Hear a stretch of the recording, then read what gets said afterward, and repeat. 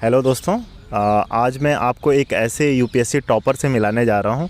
आप भी बहुत सरप्राइज हो जाएंगे कि कितनी मेहनत और लगन के साथ उन्होंने एग्ज़ाम को क्लियर किया हुआ है। और वो 5 बार फेल हुई हैं प्रीलिम्स में और उनका लास्ट अटेम्प्ट था, प्री क्लियर किया, मेन क्लियर किया और फाइनली वो यूपीएससी की टॉपर बनी। और यूपीएससी के रैंकिंग के हिसाब से उनको इंडियन रेलवे पर्सनल सर्विस मिला हुआ है। आज हम लोग उसी बिल्डिंग के सामने जिसको उसका एकेडमी है, उसी के सामने हम लोग हैं अभी।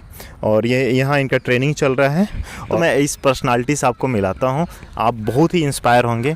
सो thank you very much Ruvina ma'am, हमसे बात करने के लिए आपने टाइम निकाला हमारे लिए। Thank you so much. Ma'am आप बताइए, आप जब यूपीएससी का रिजल्ट आया, इतना अटेम्प्ट लेने के बाद 6 अटेम्प्ट में आप फाइनल क्लियर की, तो आपको उस समय कैसा लग रहा था? जी मुझे बहुत खुशी हुई। I was very excited and वो लिस्ट में नाम देखने का एक एक्साइटमेंट जो होता है वो अलग होता है। तो बहुत अच्छा लगा लिस्ट में नाम देख के, और मेरे परिवार में मेरे माता पिता खास करके बहुत ही खुश हुए। तो बहुत अच्छा लग रहा है। आईआरपीएस सेवा में मैं हूँ और जो मुझे अलॉट हुई है, और आई एम अभी आपने जैसे बताया कि मैं अभी ट्रेनिंग कर रही हूँ, I am under going training. तो काफ़ी अच्छा एक्सपीरियंस रहा और अभी मैंने 1 साल की ट्रेनिंग कंप्लीट कर ली है और मेरी 6 महीने की ट्रेनिंग और बाकी है। तो काफ़ी अच्छा लग रहा है। मैम ये बताइए, आप जब 5 बार प्री क्लियर नहीं की और छठे बार में आपने जब फाइनली इतना, मतलब आदमी जब कई बार फेल होता है मैम, तो थोड़ा सा वैसा आता है कि आगे करे या ना करे, मोटिवेट नहीं होता है, नहीं कर पाता है। तो आखिर ऐसा क्या चीज़ था, आप उसी एनर्जी के साथ लास्ट अटेम्प्ट तक उतना मोटिवेटेड थी एग्ज़ाम को क्लियर करने के लिए? जी पहले तो मैं ये बता दूं कि वो जो 5 अटेम्प्ट का फेलियर था वो इतना आसान नहीं था, क्योंकि हर अटेम्प्ट के फेल होने के बाद मुझे लगता था शायद मुझे क्विट कर देना चाहिए, मुझसे नहीं होगा। और विच इज़ वेरी जेन्युइन, क्योंकि ये एग्ज़ाम इतना सरल भी नहीं है और मैं कहूँगी बहुत कठिन भी नहीं है, जो हम इसको बहुत ज़्यादा बना देते हैं। लेकिन हाँ, एक राइट एप्टीट्यूड तो चाहिए इस एग्ज़ाम को क्लियर करने के लिए। तो मुझे अपने ऊपर डाउट तो बहुत होता था कि मैं सही कर रही हूँ कि नहीं, 5 बार फेल हो चुकी हूँ, लास्ट अटेम्प्ट दूँ कि नहीं दूँ। तो माता पिता ने बहुत मुझे सपोर्ट किया। अगर शायद मेरे माता पिता मुझे सपोर्ट नहीं करते तो मैं वो 6th अटेम्प्ट नहीं लिखती। तो ये मेरे माता पिता की ही मैं कहूँगी उनको ये क्रेडिट जाता है। जैसे आपने कहा मुझे इंस्पिरेशन कहाँ से मिला, तो मैं आपको बता दूं कि I come from a very humble background. मेरे जो पिताजी हैं वो एक पैरामिलिट्री फोर्स में ही joined it as a constable. तो वो एक जवान है, एक सोल्जर हैं, देश की सेवा करते हैं। तो बचपन से उनको देखा और एक जज्बा था कि हाँ देश की सेवा करनी है, जैसे मेरे पिताजी करते हैं, मतलब सर्विस करते हैं। तो वो एक जुनून, एक जज्बा मेरे पिताजी से आया, वो इंस्पिरेशन मेरे पिताजी से मुझे मिली है। बिकॉज़ उन्होंने हमेशा कहा है कि अच्छा काम करना है और तालीम को उन्होंने बहुत अहमियत दी है। हमेशा कहा कि एजुकेशन बहुत इंपॉर्टेंट है। मेरे माता पिता बिकॉज़ वो इतना नहीं पढ़ पाए because of their background, but they insured कि उनके बच्चे ज़रूर पढ़ें। तो एजुकेशन को बहुत अहमियत दिया उन्होंने, तालीम को बहुत अहमियत दिया। हमेशा कहा कि पढ़ना है। तो बचपन में समझ नहीं आता था पढ़ना, बस इतना पता था कि पढ़ना है, बट आगे क्या करना है क्या नहीं करना है ये नहीं पता था।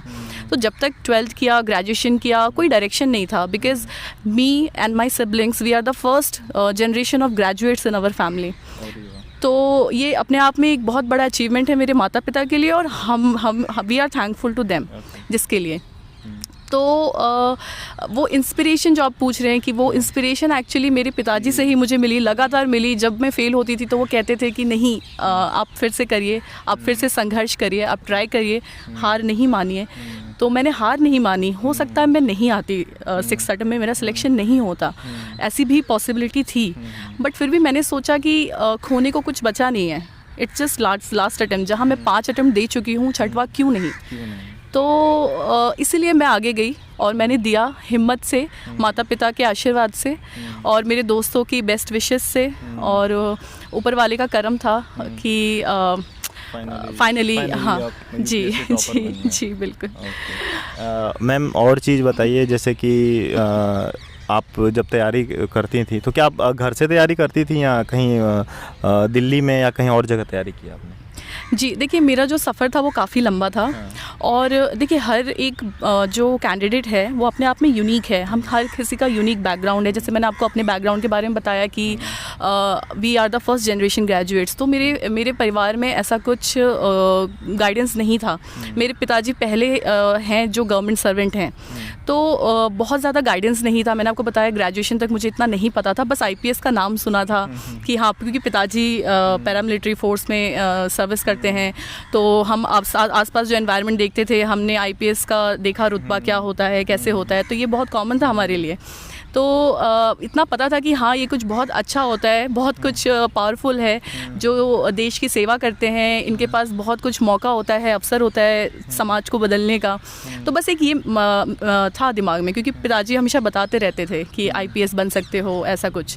तो बहुत ज़्यादा गाइडेंस नहीं था। तो जैसे मैंने बताया, हर कोई यूनिक होता है। जैसे मेरा स्ट्रगल बहुत लंबा रहा, बिकॉज़ शुरू के जो 2 अटेम्प्ट्स मैंने दिए, बहुत मैंने खुद से पढ़ के दिए। मुझे नहीं पता था, मेरे पास कोई गाइडेंस नहीं थी और इतने पैसे नहीं थे कि मैं कोचिंग में जाऊं। बट देन धीरे धीरे करके कुछ सीनियर्स से मिले, कुछ ऐसे कांटेक्ट में आए सीनियर्स, तो थोड़ा बहुत ज्ञान प्राप्त हुआ। उसके बाद फिर न्यूज़पेपर से पढ़ा, न्यूज़पेपर रीडिंग शुरू किया, तो और ज़्यादा पता चला।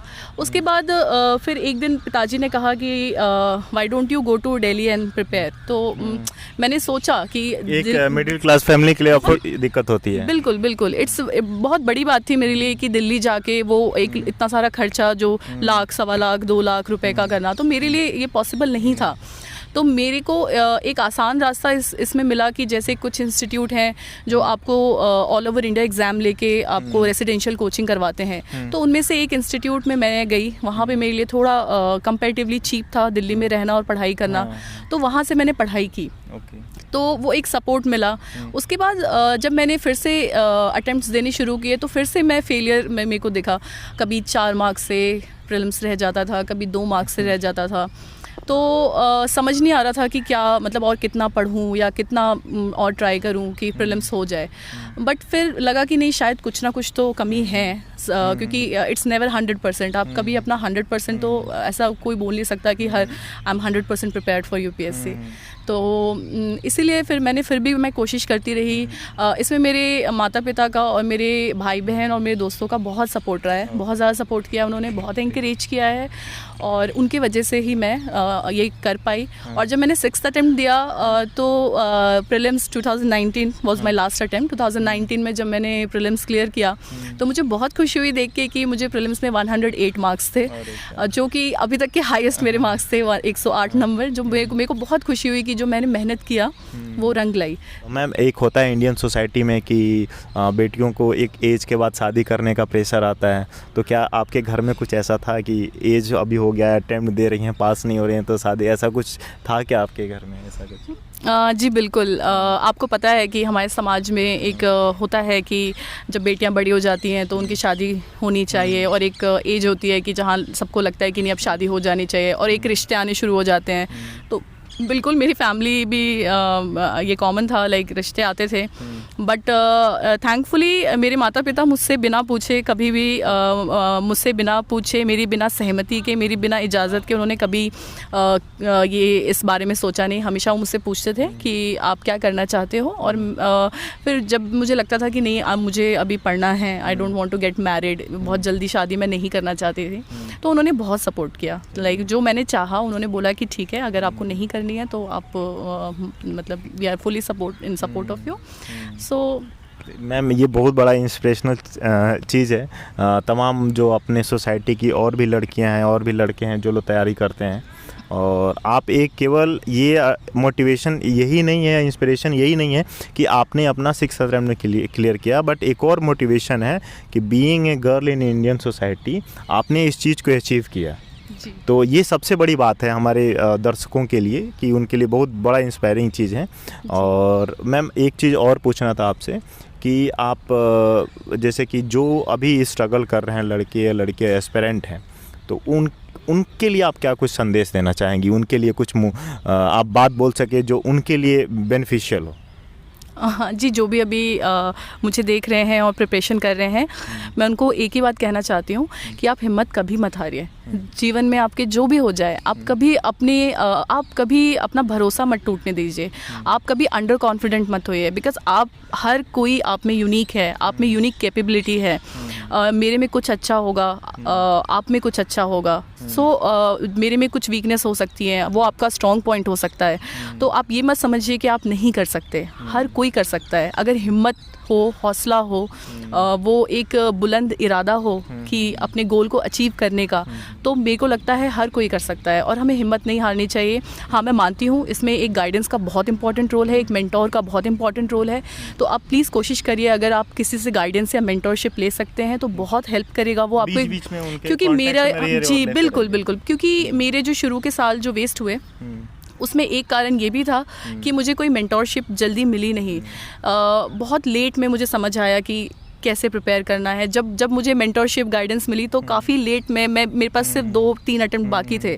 तो इसीलिए मैं कहना चाहती हूँ कि जो लोग अभी शुरू करने वाले हैं, वो लोग शुरू से ही दे इंश्योर कि अच्छी गाइडेंस उनके पास रहे। और जो अभी मे बी अपने लास्ट 5th या 6th अटेम्प्ट में है, सेकंड लास्ट अटेम्प्ट या लास्ट अटेम्प्ट में, वो बिल्कुल भी हिम्मत नहीं आ रहे। बिकॉज अगर मैं कर सकती हूँ तो फिर कोई भी कर सकता है। ये बहुत बड़ी चीज़ है हमारे दर्शकों के लिए, हम लोगों के लिए। और thank you very much ma'am हमसे बात करने के लिए। Thank you so much, it was a pleasure.